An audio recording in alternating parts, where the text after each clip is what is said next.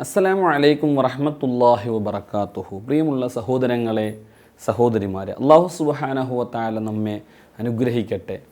പരിശുദ്ധമായ ശഅബാൻ മാസത്തിൻ്റെ പരിശുദ്ധമായ ബറാഅത്ത് രാവിൻ്റെ സുന്ദരമായ ദിനരാത്രങ്ങൾ നമ്മിലേക്ക് കടന്നു വരികയാണ്. അതിൻ്റെ രാവും അതിൻ്റെ പകലും.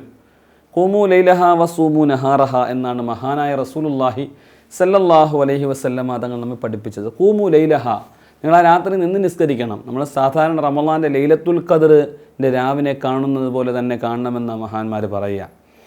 വളരെ പ്രധാനപ്പെട്ട ഒരു കാര്യം ഖബർ സന്ദർശനമാണ്. അള്ളാഹുവിൻ്റെ റസൂലിൻ്റെ അടുക്കൽ മഹാനായ ജിബ്രീൽ അലൈഹി സ്വലാത്തു വസ്സലാം ഇറങ്ങി വന്നു. ഇന്ന റബ്ബക യഅ്മുറുക അൻ തഅതിയ അഹ്ലൽ ബഖീഇ ഫതസ്തഗ്ഫിറ ലഹും. നബി, അങ്ങ് മഹാന്മാരായ സ്വഹാബത്തുകൾ അന്ത്യവിശ്രമം കൊള്ളുന്ന മദീനയിലെ പരിശുദ്ധമായ ജന്നത്തുൽ ബഖീയിലോട്ട് നിങ്ങൾ കടന്നു ചെല്ലണം, അവർക്ക് വേണ്ടിയിട്ട് പൊറുക്കൽ തേടണമെന്ന് അള്ളാഹുവിൻ്റെ കൽപ്പനയുണ്ട് എന്ന് ജിബ്രീൽ അലൈഹി സ്വലാത്തു വസ്സലാം അള്ളാഹുവിനെ അറിയിക്കുന്ന രംഗമുണ്ട്. അതുകൊണ്ട് തന്നെയാണ് മഹാന്മാരായ ഉലമാക്കൾ നമ്മളോട് പറഞ്ഞത്, ബറാഅത്തിൻ്റെ രാവാകുമ്പോൾ നിർബന്ധമായും നിങ്ങൾ വളരെ പ്രധാനപ്പെട്ട ഒരു അമലായിട്ട് ഖബർ സന്ദർശനം, നമ്മുടെ ഖബറാളികളെ, നമ്മുടെ ഉറ്റവരെ, ഉടയവരെ, നമ്മളിൽ നിന്ന് വിട പറഞ്ഞു പോയവരെ, അവരെ കൊണ്ട് പള്ളിക്കാട്ടിലടക്കിയിട്ടിട്ട് തിരിഞ്ഞു പോലും നോക്കാത്ത ധാരാളം മക്കളുണ്ട്. ഖബർ ഏതെന്ന് പോലും അറിയില്ല, ഖബറൊക്കെ മൂടിപ്പോയിട്ടുണ്ടാവും. ഇവരോടൊക്കെ ആ പരിസരങ്ങൾ ചെന്ന് ആ ഖബറൊക്കെ ഒന്ന് വൃത്തിയാക്കി. അവരുടെ ഖബറിൻ്റെ ഉള്ളിലെ അവസ്ഥ വളരെ വേദനാജനകം. അവരുടെ ഖബറിൻ്റെ ഉള്ളിൽ അവർ ഒരു മുങ്ങിത്താഴുന്ന ഒരു ജീവിയെ പോലെയാണ്, ഒരു മുങ്ങിത്താഴുന്ന ഒരു മനുഷ്യനെ പോലെയാണ്. ഒരു പിടി വള്ളി കിട്ടിയാൽ എങ്ങനെ രക്ഷപ്പെടാമെന്ന രീതിയിൽ ഖബറിൻ്റെ ഉള്ളിലെ അവസ്ഥ മഹാന്മാരായ പണ്ഡിതന്മാർ നമ്മളെ പഠിപ്പിക്കുന്നത് അങ്ങനെയാണ്. ഒരു സലാം അവർ പ്രതീക്ഷിക്കുന്നുണ്ട്, ഒരു ദുആ പ്രതീക്ഷിക്കുന്നുണ്ട്. അള്ളാഹിൻ്റെ റസൂൽ ജന്നത്തുൽ ബഖീയിൽ ചെന്നു സല്ലല്ലാഹു അലൈഹി വസല്ലം ദീർഘനേരം അവിടെ ദുആ ചെയ്തു എന്നാണ്. ആയിഷ ബീവി റളിയല്ലാഹു അൻഹ പറയുന്നുണ്ട്, കൈഫ അഖൂലു ലഹും യാ റസൂലല്ലാഹ്, അവരോട് ചെല്ലുമ്പോൾ എന്താ നബിയെ പറയേണ്ടത്, ഞാൻ എന്താ പറയേണ്ടതെന്ന് ചോദിക്കുന്നുണ്ട് ആയിഷ ബീവി റളിയല്ലാഹു അൻഹ.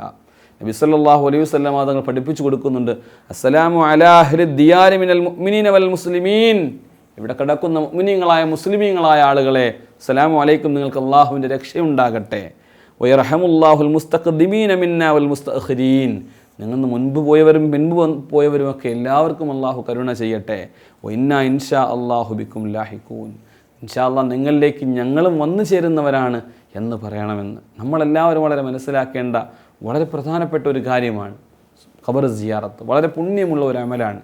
വിശിഷ്യ ബറാഅത്ത് രാവിൽ നാം അത് ചെയ്യണം. നമ്മളവിടെ ചെല്ലുമ്പോൾ പറയേണ്ട പ്രധാനപ്പെട്ട രൂപം ഇങ്ങനെയാണ്, അസ്സലാമു അലൈക യാ ദാറ ഖൗമിൽ മുഅ്മിനീൻ വ ഇന്നാ ഇൻഷാ അല്ലാഹു ബിക്കും ലാഹിഖൂൻ.